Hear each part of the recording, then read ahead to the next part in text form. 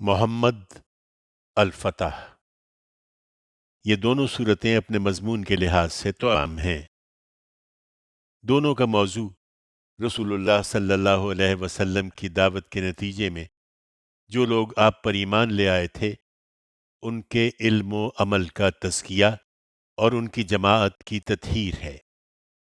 اس کے ساتھ انہیں آخرت میں جنت اور دنیا میں فتح و نصرت کی بشارت بھی نہایت واضح الفاظ میں دی گئی ہے، جس کا لازمی نتیجہ منکرین اور مکذبین کی ہزیمت اور ان کے لیے جہنم کی وعید ہے۔ ان صورتوں میں خطاب اصلاً اہل ایمان سے ہے اور ان کے مضمون سے واضح ہے کہ مدینہ طیبہ میں یہ رسول اللہ صلی اللہ علیہ وسلم کی دعوت کے مرحلہ تزکیہ و تطہیر میں اس وقت نازل ہوئی ہیں جب منکرین حق کے خلاف فیصلہ کن اقدام میں کچھ زیادہ وقت نہیں رہ گیا تھا۔ اللہ کے نام سے جو سراسر رحمت ہے، جس کی شفقت ابدی ہے۔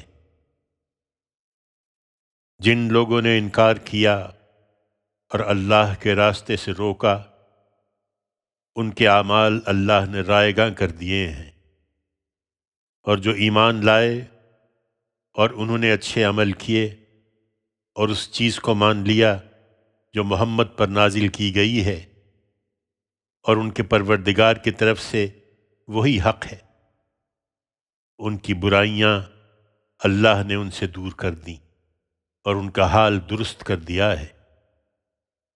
یہ اس لیے کہ انکار کرنے والوں نے باطل کی پیروی کی اور ایمان والوں نے اس حق کی پیروی کی ہے جو ان کے پروردگار کی طرف سے آیا ہے۔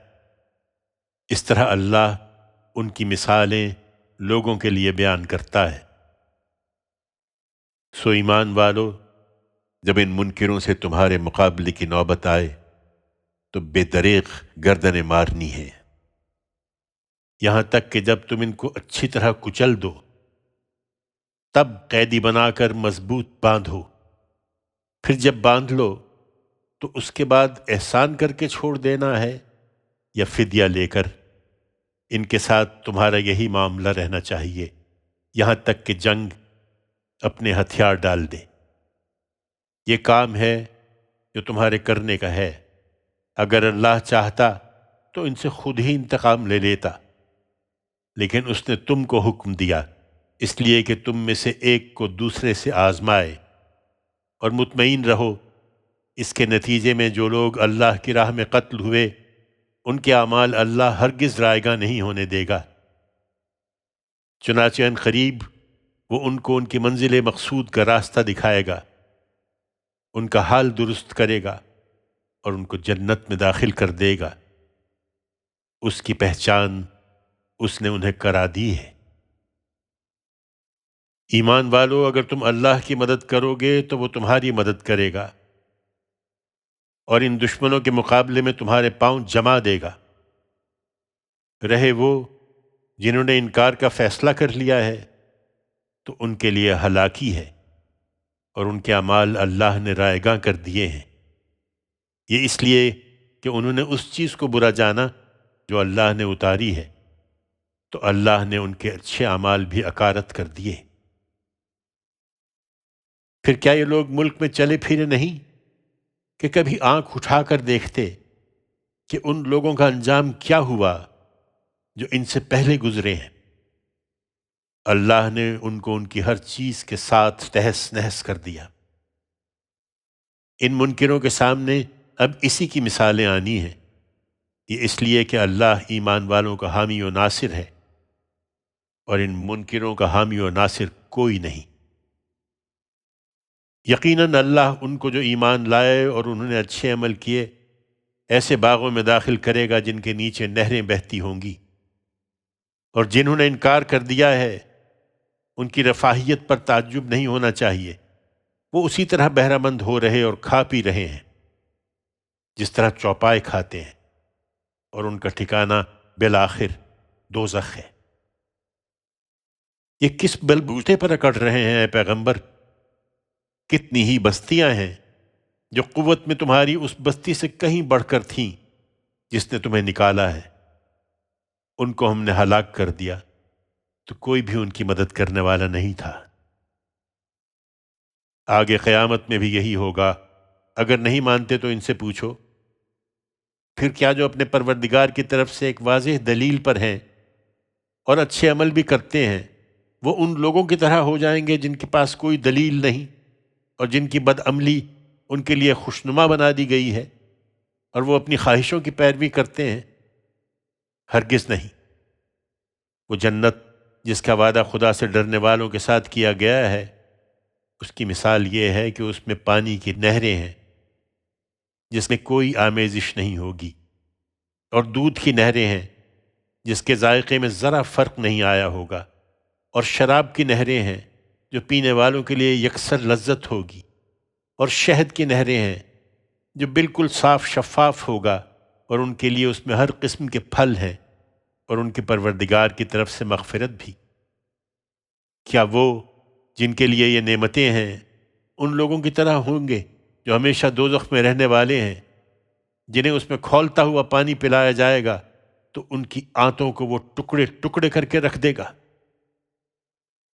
اور ان میں جو خدا کی اتاری ہوئی اس کتاب کو پسند نہیں کرتے، کچھ ایسے بھی ہیں جو تمہاری طرف کان لگاتے ہیں لیکن سنتے سمجھتے کچھ نہیں، یہاں تک کہ جب تمہارے پاس سے باہر نکلتے ہیں تو علم والوں سے پوچھتے ہیں کہ ابھی انہوں نے کیا فرمایا تھا؟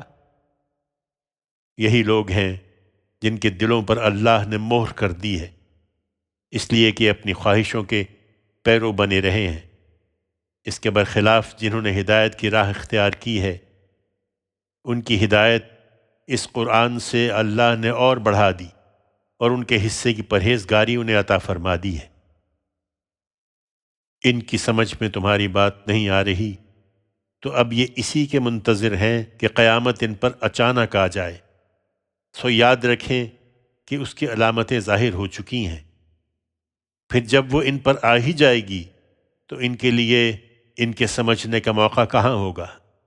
تو اے پیغمبر، تم البتہ جان رکھو کہ اللہ کے سوا کوئی معبود نہیں ہے اور فیصلے کی گھڑی قریب آ گئی ہے۔ تو اپنی اور اپنے ساتھی مسلمان مردوں اور مسلمان عورتوں کی لغزشوں کی معافی مانگتے رہو۔ اللہ تمہارے آنے جانے کی جگہوں اور تمہارے ٹھکانوں کو جانتا ہے۔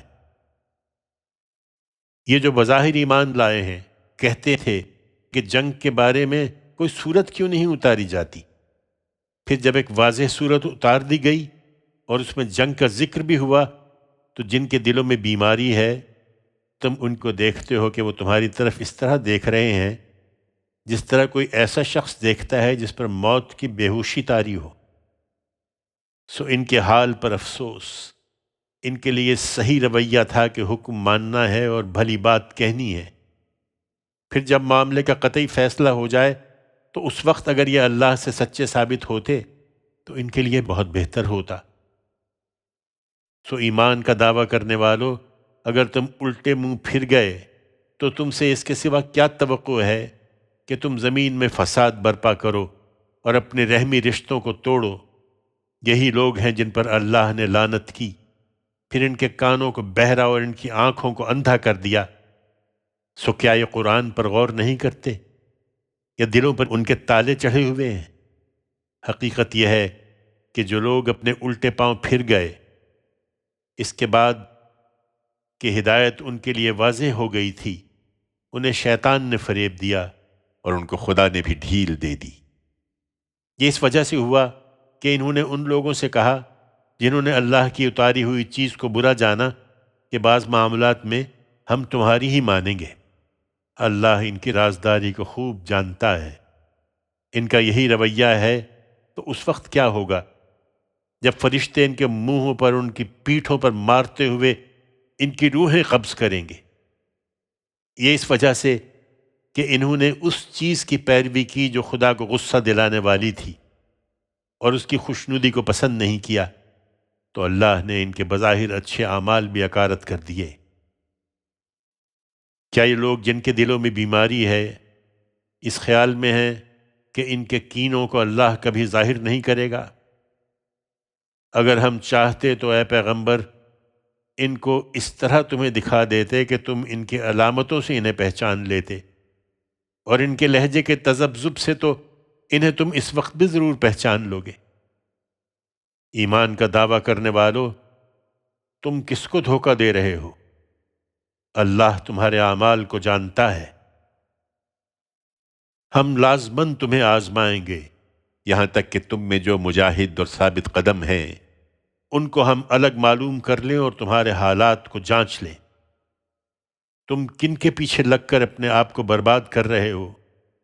یاد رکھو، جن لوگوں نے انکار کر دیا ہے اور اللہ کی راہ سے لوگوں کو روکا ہے اور ہدایت کے ان پر واضح ہو جانے کے بعد رسول کی مخالفت کی ہے، وہ اللہ کو ہرگز کوئی نقصان نہ پہنچا سکیں گے، بلکہ وہ انہی کے اعمال اکارت کر دے گا۔ ایمان والو، ہر چیز سے بے پرواہ ہو کر اللہ کے حکم پر چلو اور رسول کے حکم پر چلو، اور اللہ اور رسول سے بے وفائی کر کے اپنے اعمال کو ضائع نہ کرو۔ اس میں کچھ شک نہیں کہ جن لوگوں نے انکار کیا اور اللہ کے راستے سے روکا، پھر اسی انکار کی حالت میں مر گئے، ان کو اللہ ہرگز نہیں بخشے گا۔ سو تم کمزور نہ پڑو، اور یہ جو عذاب کی زد میں ہیں ان کو اب سمجھوتے کی دعوت نہ دو، اور جان لو کہ تم ہی غالب رہو گے۔ اللہ تمہارے ساتھ ہے، اور تمہارے اعمال کے معاملے میں وہ ہرگز تمہارے ساتھ کوئی کمی نہ کرے گا۔ یہ دنیا کی زندگی تو ایک کھیل تماشا ہے۔ اگر تم ایمان رکھو گے اور تقوی اختیار کرو گے تو اللہ تمہارا اجر تمہیں دے گا اور تم سے تمہارے مال سمیٹ کر نہیں مانگے گا، اور اگر وہ ان کو تم سے مانگ لے اور سب کچھ سمیٹ کر مانگ لے تو معلوم ہے کہ تم بخیلی کرو گے اور صاف انکار کر دو گے، اور اس سے وہ تمہارے دلوں میں چھپے ہوئے کینوں کو ظاہر کر دے گا۔ سنو، تم وہ لوگ ہو کہ تم کو تمہارے مال کا کچھ حصہ خدا کی راہ میں خرچ کرنے کی دعوت دی جاتی ہے، تو تم میں ایسے بھی ہیں جو اس میں بھی بخیلی کرتے ہیں۔ یاد رکھو، جو بخیلی کرتا ہے تو حقیقت میں اپنے ہی ساتھ بخیلی کرتا ہے۔ اللہ تو ہر چیز سے بے نیاز ہے اور تم اس کے محتاج ہو۔ تم خدا سے روح گردانی کرنا چاہتے ہو تو جاؤ کرو۔ اگر تم روح گردانی کرو گے تو اللہ تمہاری جگہ دوسرے لوگوں کو لے آئے گا، پھر وہ تمہاری طرح نہ ہوں گے۔